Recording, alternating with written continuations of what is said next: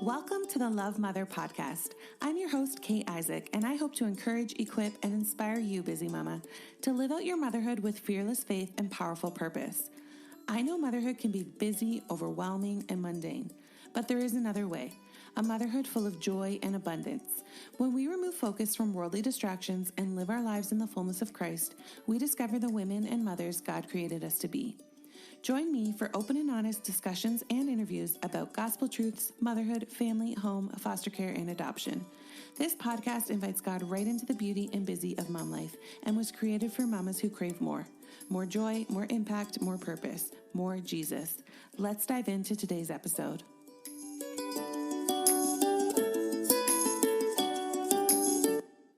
Well, hello, beautiful mama, and welcome back to episode 14 of the Love Mother podcast. I'm your host, Kate Isaac, and today I am interviewing Blake Guichet from Confessions of a Crappy Christian podcast. I found Blake on Instagram not too long ago through the stories of Angela from This Gathered Nest, and I started diving into her podcast episodes, and I really like what she has to say. She is a big Enneagram fan. She's an 8. She's a challenger, and I love that she is not scared to speak boldness and speak truth and using Instagram and her podcast as a platform to share God's word in doing so. I really think you guys are going to enjoy this episode. I just want to preface this interview. We discuss Rachel Hollis in this interview because that's actually what Blake was talking about when I first found her on Instagram, and I had been reading different articles about her. Look, I think Rachel Hollis is great as a motivational speaker. She's excellent as a kick in the pants. I actually went to see her recently in person. But what we're talking about in this interview is, should Christian women be following her for biblical advice? And Blake outlines and has it saved in her stories, areas in her books where it speaks directly against what the truth of the Bible is. And that's where we're going with this. I don't want you guys to think that we're hating on her in any way, shape, or form. It's just, as Christian women, we need to be discerning about what we listen to, and we need to see if their words align with the Bible. And just because somebody is published with a Christian publisher who publishes Bibles doesn't necessarily mean that there's fully truth as far as aligning with Scripture. So I just want to preface this so you guys know I'm not a Rachel Hollis hater. I think she's awesome. I've been following her since she was a foster parent, actually, before she got huge. I've always been a little bit of a fan of hers. I think she's great. I think she's a great motivational speaker. I think she's great at kicking you in the butt when you need it and showing you the potential that you do have. I think there's some really great parts to her message. But I also think there's some dangerous parts to her message as far as what Christian women are believing to be truth. So I just wanted to preface that and let you guys know that. But let's dive right into this interview. I think you guys are really going to enjoy it. Welcome, Blake, to the show. We are doing a series all about being intentional in motherhoods, and a big area of that is social media. I've been following you for not that long. I discovered you through Angela from This Gathered Nest, so I've only discovered you, I want to say, in the last several months. It was around when your Rachel Hollis stuff was coming out, and I was like, oh, I love her. I love her already. So welcome to the show, and just tell us a little bit about yourself and your podcast and your space online. Yeah, thank you so much for having me. I think it's hilarious that you found me through that whole thing. But yeah, I host a podcast of my own, Confessions of a Crappy Christian, which really, translates into my online space as well, where my hope is to just kind of talk about things that the church doesn't talk about a lot, is kind of what it's morphed into. So I do that on my podcast a lot. I do that in my Instagram a lot. But I'm also a wife. I have 2 young girls they're 2 and 5, so they're like teeny-tiny. I'm a graphic designer. So, there's a lot of moving parts, but it's an incredible life. Bet. Tell us a little bit about why you started the podcast and what prompted you. Like, I know you say you're talking about things that the church doesn't talk about, but why? How did it all start? Yeah, so I actually have always been a talker. I've always, you can watch my home videos. I've always been this way, and that has over time evolved into kind of a gift of speaking. I'm good with words. And so I guess it was 2 years ago now, I decided I wanted to start a podcast. And God told me no. Like point blank, girl, you can barely handle what you got on your plate right now. No. Yeah.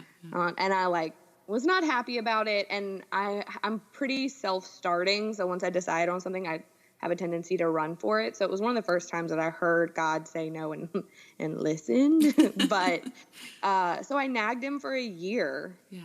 And you know, obviously looking back, I can see, and even in the process could see the very intentional things that he was refining in me and growing in me to be able to step into that platform. So in the months before he finally told me yes, which was actually a year ago, almost to the day that we're recording. Oh, wow. Funnily enough. But I started kind of feeling like maybe I was going to get to do it soon. And so I realized that I was like, I'm just going to start a podcast, and didn't have any real like direction. Yeah. And started listening to other podcasts to kind of glean some inspiration, and totally not anything negatively against those other podcasts, but just kind of realized that there was, I don't know, it just felt like there was some hard authenticity missing. It didn't feel like authenticity was missing, but it just didn't feel like people were necessarily talking about like the almost like gross stuff, right? Like the stuff that we like really, really don't want to talk about. Yeah. And that kind of has over time morphed into what, you know, my entire ministry is about. So in October of last year, he finally gave me the go ahead. I hit the ground running, launched in December, and have been going ever since. That's awesome. I love that you talk about like just not a lot of authenticity. And I think in the space of social media in this day and age of motherhood and comparison and, you know, all the scary things in social media that can come up, and, you know, time sucking, time wasting, just as women of God, it can be a really scary place. And I think when we look at certain podcasts or, you know, certain influencers, if you may, it can be like, you know, what's missing? And is this just for likes? And is this just for popularity? Or is this, you know, what is the actual message behind it? And for me, I started out like I started out blogging, and it was like a hobby for me and just something kind of fun because I missed like the creative aspect. I'm a hairdresser, so I missed being in that environment. So it was like a creative outlet for me. And very quickly, God was like, if you're going to be spending this much time on creating content and doing these sort of things, it needs to be to glorify me. And I became a foster parent, and I was like, I don't want to talk about that. I don't want to go there. Like that's, you know, I just want to be like in a light and fluffy and creative space. But God was like, you know, very clearly was like, no, this is what you need to be doing. And I can just, you know, relate to so much of what you're saying, because I've been able to connect with women all around the world. And I know that there are foster parents and adoptive parents because of my ministry that I've created online, you know, and how I can use that to glorify God. And, you know, the podcast thing is new for me, but I was just like, I want another space where I can get even deeper into it and be more real. And, you know, it can turn some people off and whatever, but social media isn't going anywhere. And we need to, as women of God, we need to be glorifying God in that time, in that use. So yeah. What are your thoughts about that? And how do you use social media for good? Yeah, no, I mean, I completely agree. I think that some of it is social media is what you make it. You are essentially in control of your space. And so you are in control of what you're taking in, what content you're ingesting, what ideas and thoughts and mentalities you're being sold. And I'm really, really intentional about that, about who and what gets to speak into my world through social media.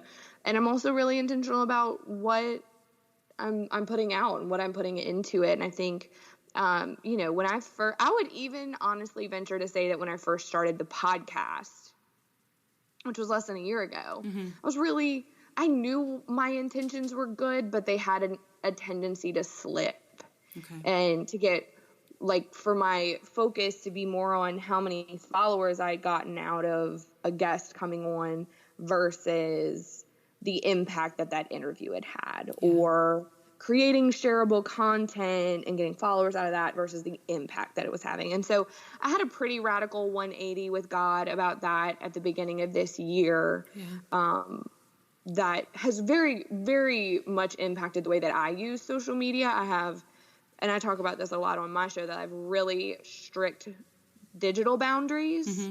I have that sometimes when I talk about with people, they're like, that's crazy. Like, why? Like, that's a lot. I'm like, it's what I need, because otherwise if I'm like free for all in, I'm just, my screen time notification is like, you spent 12 hours on your phone today, So, but as far as social media and using it for good, I think that, it's funny, you were talking about that you kind of found me when I was speaking out about Rachel Hollis, and like, that's not easy to do. No. I mean, I'm super, can I say ballsy? Like, I'm super ballsy and like not much phases me, but putting that stuff out was scary. It was spirit led, but it was scary. But what I ultimately came to the realization is there are a lot of people selling that message, that self-help, self-centric, false gospel. Okay, like, God's given me a voice, I'm gonna use it. And that's kind of part, like, really what my whole like platform and ministry have turned into. I don't want it to be like speaking out against people. Like, that's not fun. Right? When people with a platform like Rachel Hollis say something stupid, like, when you get to heaven, God's going to introduce you to the person you could have been, I'm like, no. Like, I can't, because there are people ingesting that and being like, exactly. You're right. Oh my God, I'm going to get to the gates and God's going to be like, you missed the mark. Yeah. And I can't idly sit by and watch that happen. Yeah.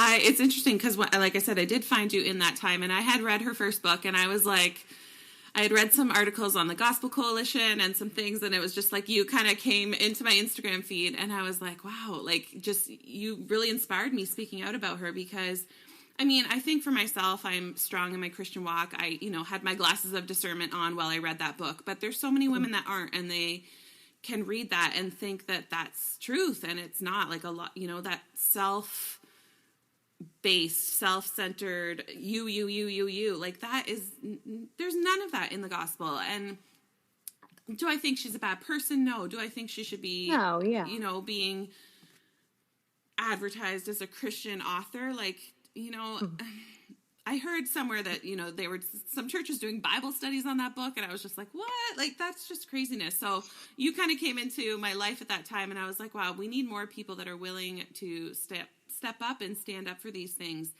in this space, because a lot of it can just be fluff. And, in the Christian author world, there is a lot of fluff. And like I said, you need to have your glasses of discernment on, but it's a scary message when you're, maybe a newer Christian, and you're being fed all this self-sufficiency stuff that it's just not truth. So I will even say I have been a believer for over 10 years. Yeah. Read Girl Wash Your Face with my quote unquote, like, kind of glasses of discernment. And I bought it hook, line, and sinker. Yeah. I went to Rise. Yeah.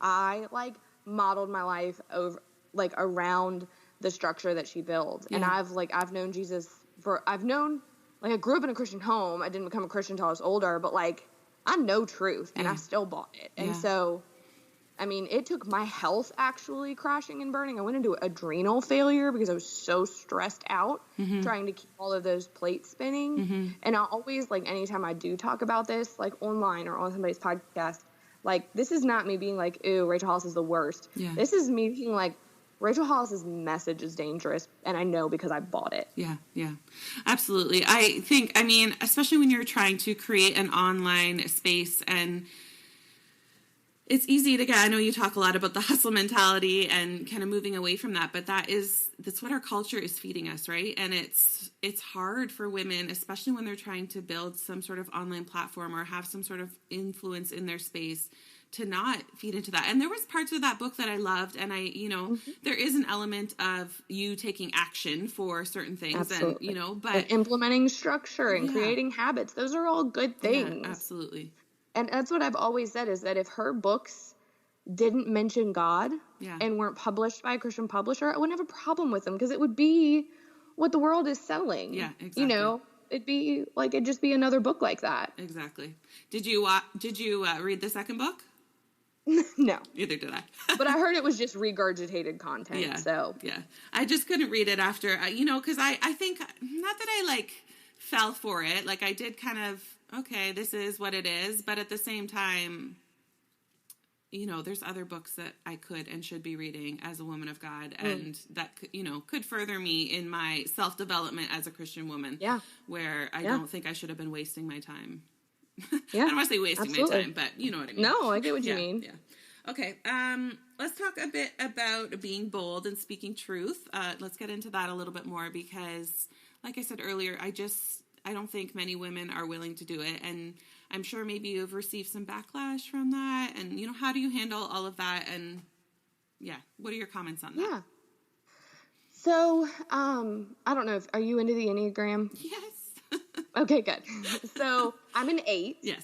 So challenging, being bold, standing up for the marginalized is kind of my MO. It's really like kind of the way that I function. So I get that question, like, how are you so bold? And I'm like, really the real question is, how do I soften the blow? Yeah.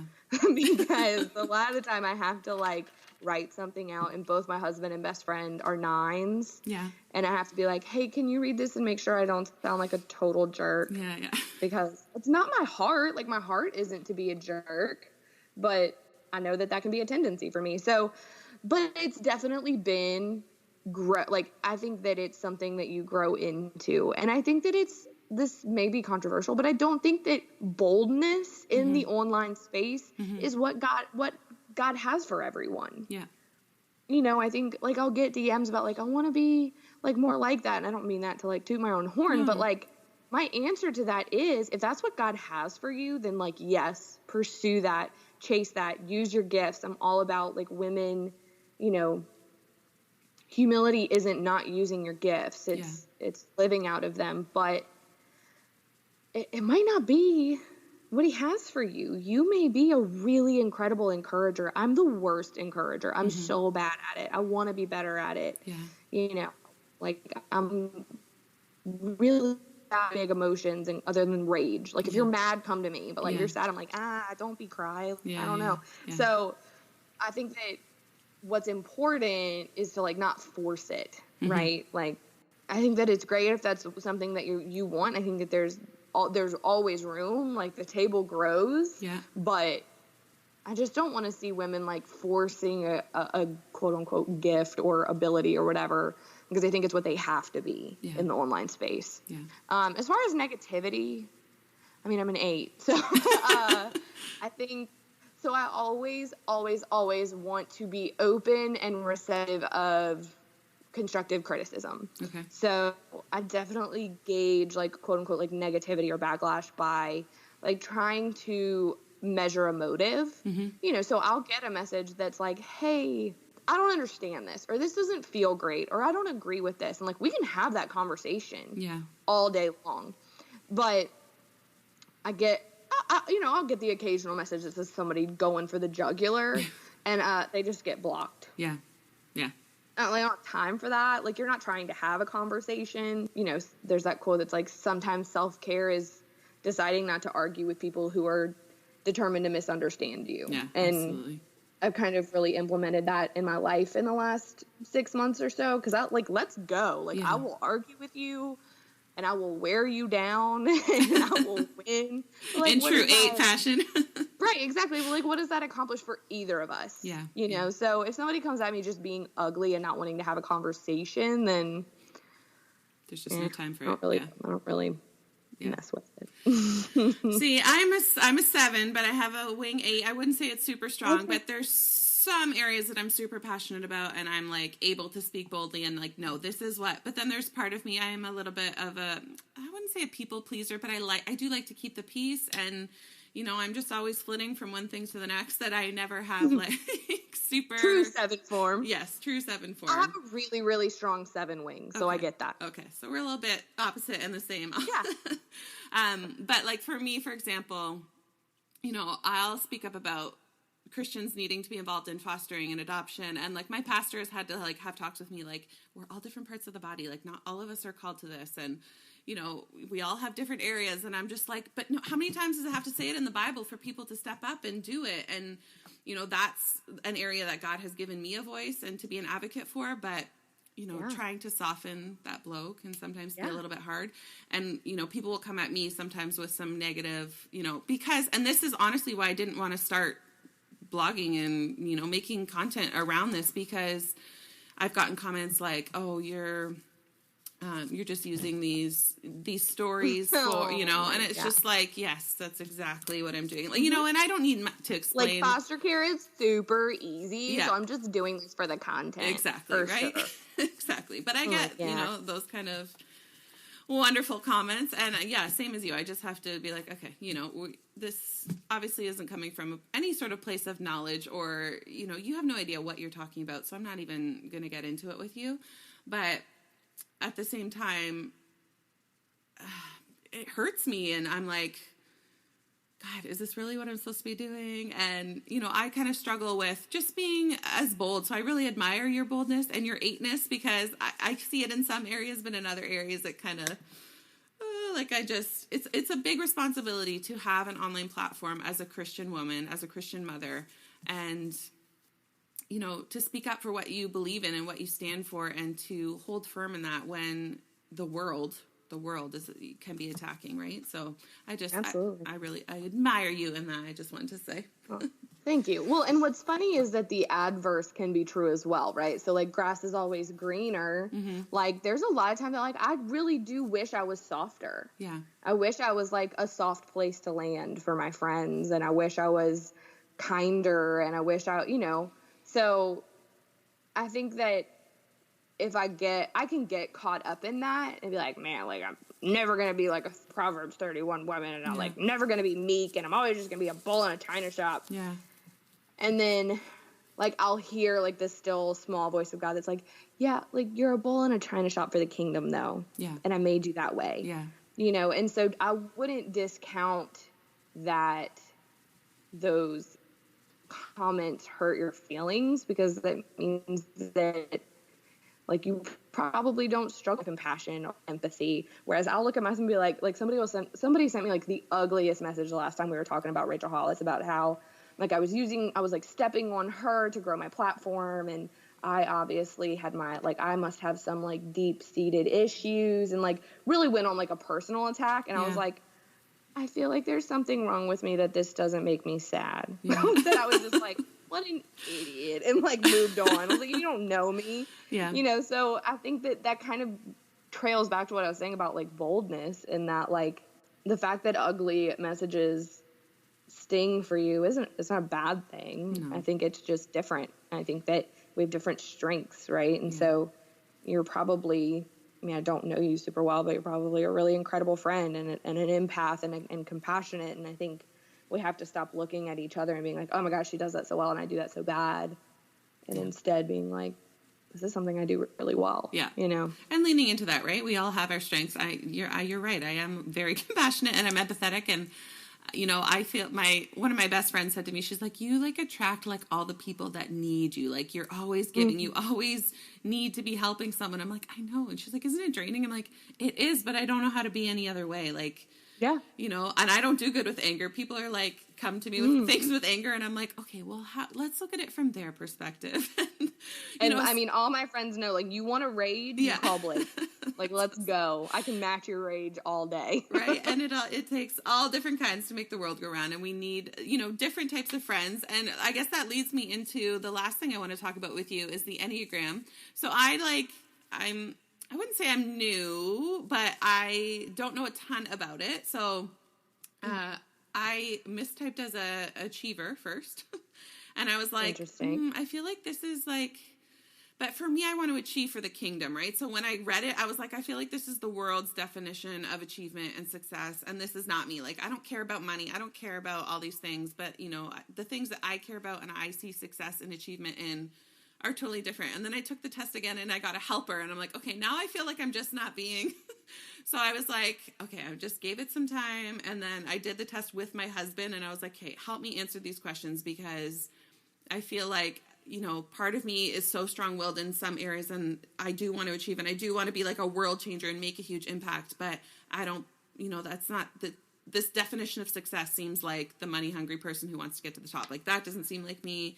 And the helper I feel is like, who, you know, God calls us to be a little bit more. And I, you know, is that because that's who I want to be more like I want to model my life more like Jesus and be that person.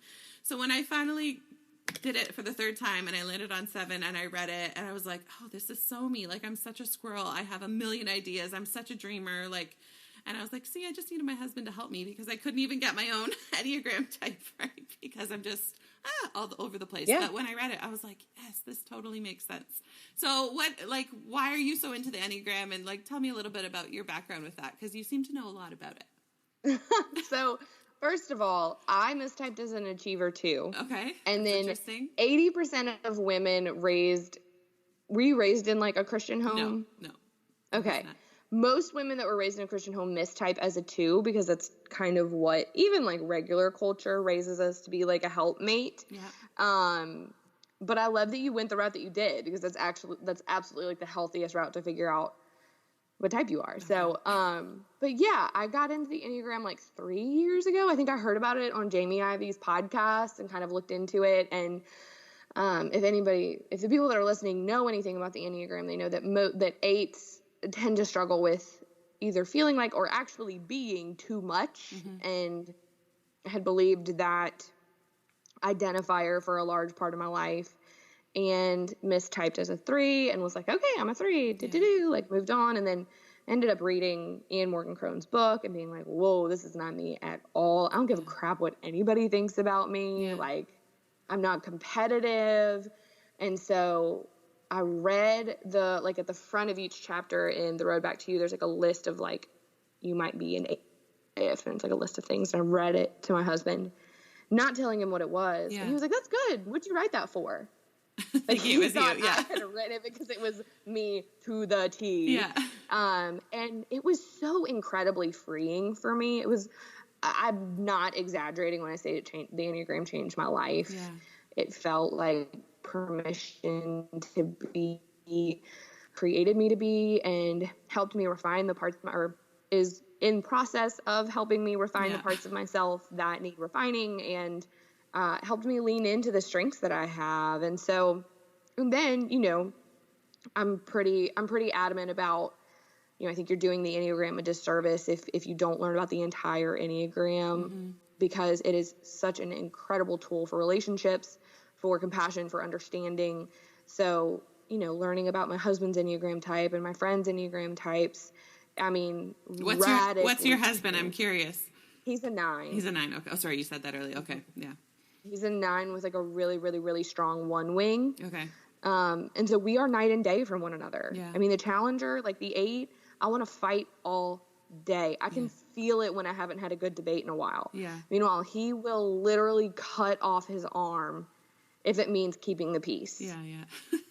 You know, and so it's just like really helped us better understand each other and communicate. And I just think it's such an incredible tool. It's a tool. Yeah. I don't think that people need to be, you know, staking their identity in their Enneagram type by any means. That's unhealthy with anything. Yeah. But it's an incredible tool that I've watched change my life and change other people's lives. And I love it. I love educating people on it. And it's just fun to talk about. Is there any other books that you would recommend? I haven't read The Road Back to You yet, but that is on my list of books to read. Was there other ones that you would recommend?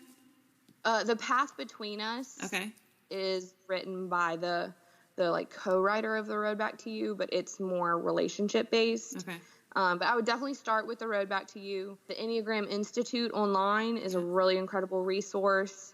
Your Enneagram coach has my favorite like free online test. Okay. And all of her resources are really incredible as well. But yeah, that's what those are.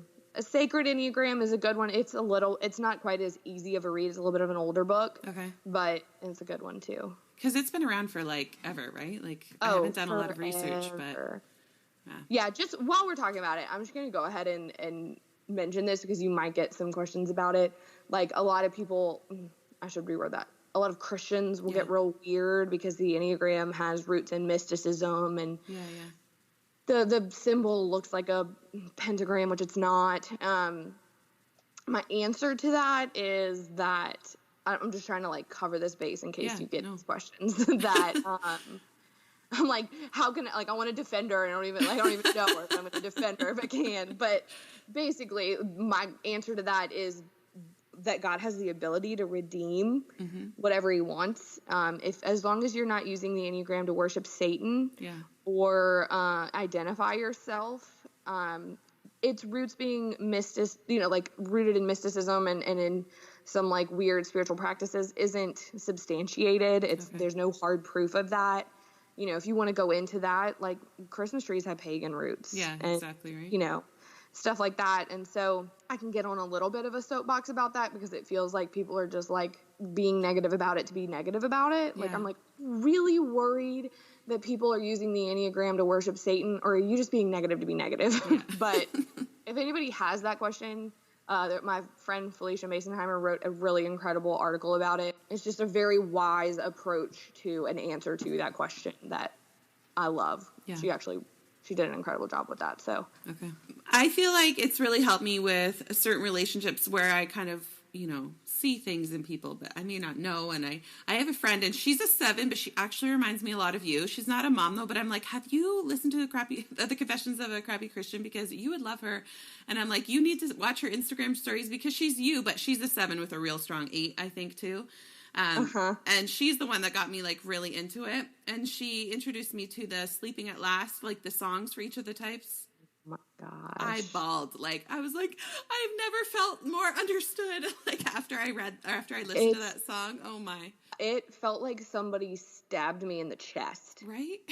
And like somebody read my diary from when I was like 11. Seriously? Like it was horrible. I hated it. I really hated it. But that's it would be like, please don't make me feel feelings. Like, please don't point out my vulnerabilities. No, thank you. I literally listened to it like twice and was like, okay, never doing that again. No. That was miserable. But they are incredibly beautiful. And he is, what's his name? Chris something? So talented. Yeah, so talented. Yeah, like I said, I cried. I couldn't. I listened to them over and over and over. I was like, you are speaking to my soul right now. So I want to do more. My husband, I'm not sure if he's a 2 or an 8 because he has a real strong, like, he's a good challenger, but he also has like a heart the size of the ocean. So I'm not really sure where he falls. And sometimes he can be really like careful of what he listens to and what he involves himself in, and he can be more of a skeptic. So I'm like, you need to do this one, and he's like, I've done personality tests and this and that, I don't need to do another one. But I'm like, no, it'll help. He may be a really healthy 8 because 8s go to 2 in health. Oh, okay, that makes sense. He's probably a really healthy 8. Okay, if I had to guess. I didn't know You're not that. supposed to type people you don't know, but that would totally make sense for him though. Okay, amazing. People know where they can find you. I mentioned your podcast a couple times, but where can people find you online? Yeah, so my podcast is Confessions of a Crappy Christian. You can find that literally anywhere you listen to podcasts. And then on Instagram, I'm the girl named Blake, and pretty much live there. I don't really do any other social media, but that's where you can find me. Awesome. Come say hi. Awesome. Thank you so much for being here today and speaking with me and sharing your knowledge and your boldness and all about the Enneagram. I really appreciate it. Thank you for having me. I really enjoyed my conversation with Blake, and I hope you guys did as well. Definitely check out her podcast and her Instagram stories. I know you'll have lots to learn from her. What I really gleaned from this conversation today is it's just so beautiful how God made us to be so unique and so different. We're all made in his image, but we're all unique and we're all different. We all have a different role to play within the body of Christ. And what I'm trying to get across with this series here on the podcast is that as women of God, if you claim to be a woman of God, if you claim to be a Jesus follower, then our social media should reflect that. Does that mean we need to have full out ministries and we need to speak super boldly on topics like Blake does? Does that mean we need to become foster and adoptive parents and share about that on our platforms? No. Those are just 2 examples of how myself and Blake are choosing to glorify God's name. Sister, I just want you to hear, if you claim to love Jesus and you claim that Jesus Christ is your Lord and Savior, then you need to be mentioning him in your social media. Again, that does not need to be a full-on out ministry, but just praising him, talking about how good he's been to you, telling others how you're praying for something or how he came through for you. Social media is this crazy thing that has just taken over our world. If you had asked us 15 years ago or so what our lives would look like, I don't think any of us would say that we communicate often through Instagram stories, 15-second clips, or YouTube videos, or Facebook Lives. We communicate in such different ways now, and we have the ability to reach vast audiences. We have the ability to influence such a different sphere of people than we ever could have even 15 years ago. So don't take that lightly. Just use that gift, that privilege. Use social media as the gift that it is. And I'm not harping on the beauty and the fashion bloggers or anything like that. Like, please don't get that from this message. I'm just saying that if you claim that Christ is your God, that you need to be talking about him. So continuing in this series, next week I have Lindsay Maestas as my guest on the podcast. I just love her. I connect with her oh so well. I just love what she shares. I love her heart, and I love her vulnerability. She has a blog, sparrowsandlily.com, and she used to have a podcast with another woman called the Milk and Honey Podcast, which is actually where I discovered her. And now she's recently branched out on her own and started her own podcast called the Living Easy Podcast. And this is a perfect example. The Milk and Honey Podcast was very faith-based, and it was her ministry and what she was talking about. And the Living Easy Podcast is got a whole lot of other life stuff thrown in there, but she's still using it to glorify God. So I think she's the perfect example of what I'm talking about. Anyways, I hope you guys enjoyed today's episode and that you'll meet me again next Monday for our episode with Lindsay. I'm just going to end in a prayer. Dear Heavenly Father, just thank you so much for this day, Lord. Thank you for the weather, even though it's getting colder here where I am, Lord. Thank you for the break from the heat. There's always a positive to any negative that we see, Lord, and just help us to live in gratitude and just be thankful for all you've done for us. Thank you for always being there for us. You're literally just a conversation away, Lord. I just love that about you, and I just want to praise that about you, Lord. I ask that each of the women listening today have learned something, have gleaned something from this episode, and that it has maybe inspired them to implement a change within their social media, Lord. Whether they have a full-on ministry, whether they barely use it, just allowing us to see that it is a gift to reach people with your message, God. Just thank you again for who you are and all you've done. I ask you to bless each of the women listening and bring us all together again next week. In Jesus' precious and powerful name I pray. Amen. As always, friends, this is Kate from the Love Mother Podcast, and I will see you next week. Be blessed.